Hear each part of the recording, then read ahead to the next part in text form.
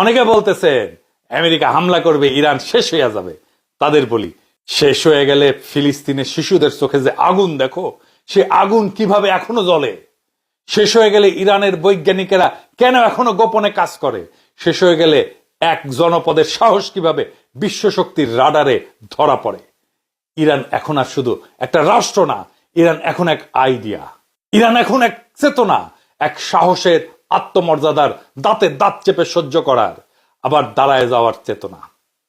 একটা জাতির না, একটা সময়ের, একটা যুগের প্রতিনিধিত্ব করে এখন ইরান। কেউ যদি পতনের শেষ প্রান্তে দাঁড়ায় থেকে চোখে আগুন ঝরাইতে পারে, তাহলে পুরা দুনিয়ার রাজনীতির মানচিত্র বদলে দিতে পারে সে। মাথা উঁচু করে দাঁড়ায় থাকো ইরান। তোমার এই দাঁড়ায় থাকা এক একটা পারমাণবিক বোমার চাইতেও শক্তিশালী। তোমার পতন না, তোমার প্রতিরোধী হবে ইতিহাস। আর সেই ইতিহাস লেখা থাকবে, একটা জাতি যখন আত্মমর্যাদাকে জড়ায় ধরে, তখন দুনিয়ার সব মিসাইলও তার কণ্ঠ রোধ করতে পারে না। ইরানের লড়াইয়ে পরাজয় নাই, আছে শুধু প্রেরণা। তুমি আঘাত খেয়ে আবার উঠে দাঁড়াবে, কারণ তুমি ইরান। সাহস যার আর এক নাম, ইনকিলাব জিন্দাবাদ।